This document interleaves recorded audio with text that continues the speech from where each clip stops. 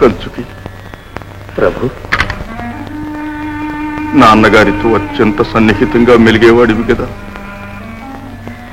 ఈ హత్యలకు ఎవరు బాధ్యులని నీ అనుమానం? ఏమని చెప్పను ప్రభు? పైవారెవరూ ఈ హత్యలకు బాధ్యులంటే నమ్మడానికి వీలు లేకుండా ఉంది ప్రభు. కంచుకి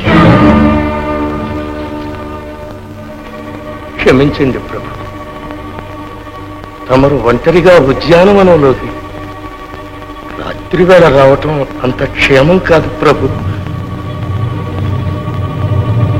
అయితే విషసర్పాలు రాచనగర్లోనే మసలుతున్నవన్నమాట.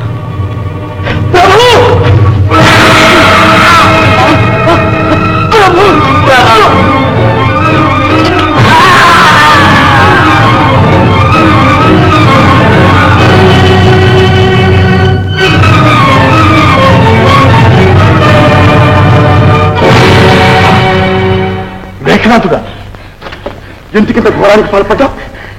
క్షమించండి ప్రభు, స్వామి ద్రోహిని. ఎందుకింత అత్యాచారానికి తలపడ్డావు? నేను ఈ పనికి ఎవరిని నియోగించాను? ప్రచండురా, మా చిన్న. అవును ప్రభు, వారే మీ తండ్రి గారిని, మహామంత్రుల వారిని తప్పించింది కూడా వారే. ధనాజకు దాసుండయ్యాను, స్వామి ద్రోహం తలపెట్టాను. ఈ పాపిని మన్నించండి ప్రభు. ద్రోహి, ప్రచండు.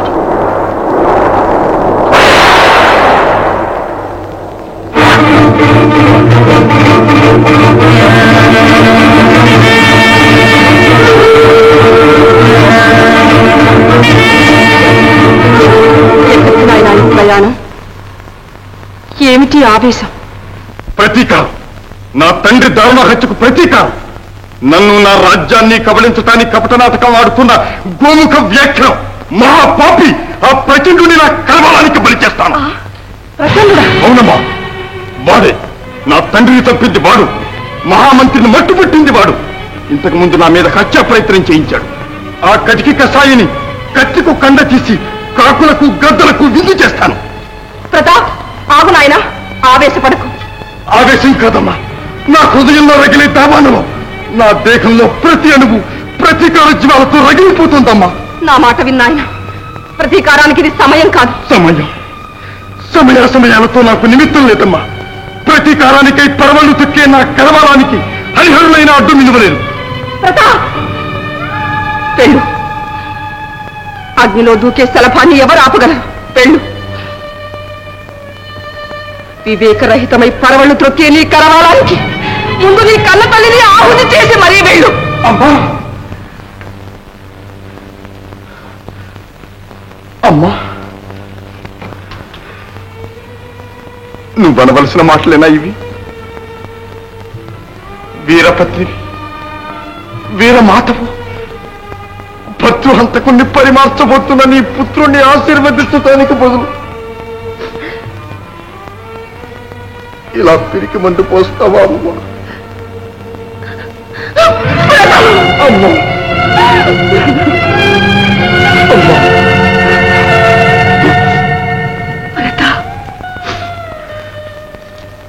నాయన, నా భర్త హత్యకు నా కన్న బిడ్డే ప్రతీకారం సాధిస్తే అంతకన్నా నాకు ఆనందమేముంది? అమ్మా, కానీ దానికి ఇది సమయం కాదు నాయన. ప్రచండుని పన్నాగం నాకిప్పుడు అర్థమవుతుంది. రాచనగరంతా అతని అధీనంలో ఉంది. దేశంలో మన ఎడల అభిమానం ఉన్న వాళ్ళందరినీ రాజహత్యాభియోగం మోపి మట్టు పెట్టాడు. జరిగిన హింసాకాండంతా నీ పేరు మీదనే జరిపించాడు. ప్రజలు నిన్నిప్పుడు ప్రబల విరోధిగా భావిస్తున్నారు. ఇంట శత్రువులు, బయట శత్రువులు. ఇప్పుడు నీవు ఉద్రేకంతో ఏది చేసినా అనర్థాలకు దారితీస్తుంది. ఈ పరిస్థితుల్లో కార్యసాధనకు కావలసింది యుక్తి. కానీ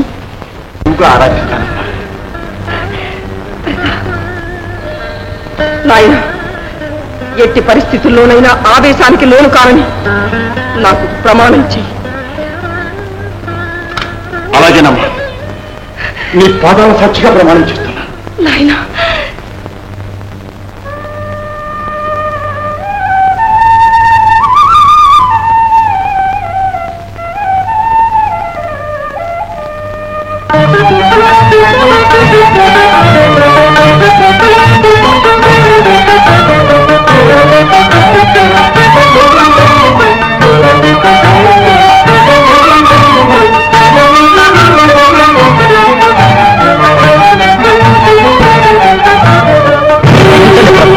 రాతనగరం నుంచి ఎవరు బయటికి పోకూడదని రాయి శాసనం.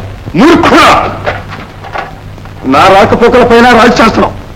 నాకు తెలియకుండా ఎవరు చూశారు శాస్త్రం? మన్నించండి ప్రభు, ఇది ప్రచండుల వారి ఆజ్ఞ. ప్రచండుడా? అవును నాయన, నేనే ఆజ్ఞాపించాను. నీ మంచి కోసమే చేశాను. చూడు ప్రతాప్, దేశంలో అరాచకం ప్రబలి ఉంది. బయట శత్రువుల వల్ల నీకు ఏం ప్రమాదం జరిగినా అందుకు బాధ్యత నాదే అవుతుంది కదా నాయన. అందుకని నా శత్రులెవరో మిత్రులెవరో నాకు తెలుసు. ఉండే శత్రువులు ఇంట్లో ఉన్నారో బయట ఉన్నారో కూడా నాకు తెలుసు. నా తండ్రి ప్రాణం బలికొని నన్ను నా రాజ్యాన్ని కబళించడానికి. ఏమిటాయన ఆవేశం? ఏమిటా అర్థం లేని మాటలు? నువ్వు ఎవరితో మాట్లాడుతున్నావో ఏమైనా గుర్తించావా?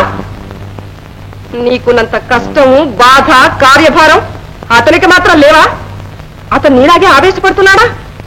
అతన్ని చూసేనా నేర్చుకోలేవా ప్రతాప్? పొరపాటేనమ్మా. చిన్నాన్న, నా వివేకాన్ని మన్నించండి. నాయనా ప్రచండ, అబ్బాయి మనసు ఏమీ బాగాలేదు. ఆవేశంలో అన్న మాటలకు ఏమీ అనుకోకు నాయనా. ఆ విషయం మీరు చెప్పాలా వదినా? అబ్బాయి సంగతి నాకు తెలియదా? అయినా ఈ మాత్రానికి అపార్థం చేసుకుంటే ఈ కార్యభారం అంతా ఎలా నిర్వహిస్తాను? సెలవు.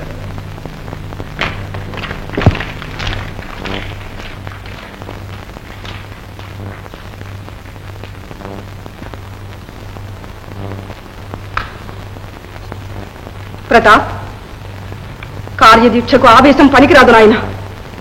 నిన్ను అడ్డు పెట్టి ప్రచండు మనకొక విధంగా మేలే చేశాడు. నువ్వు ఇలా బహిరంగంగా బయటికి పోయి ఎంత ప్రమాదమో ఏమైనా ఆలోచించావా?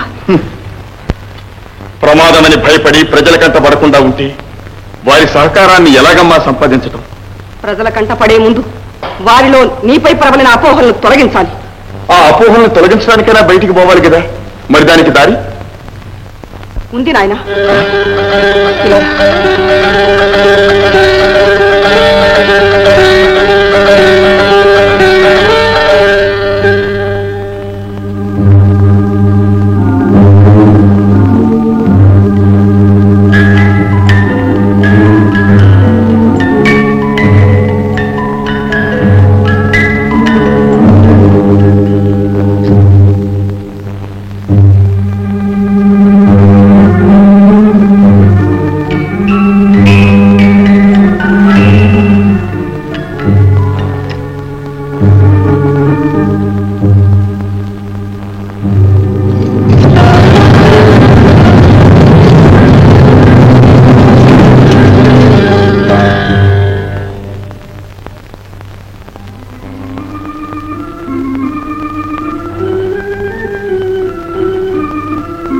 నాయనా ప్రతాప్,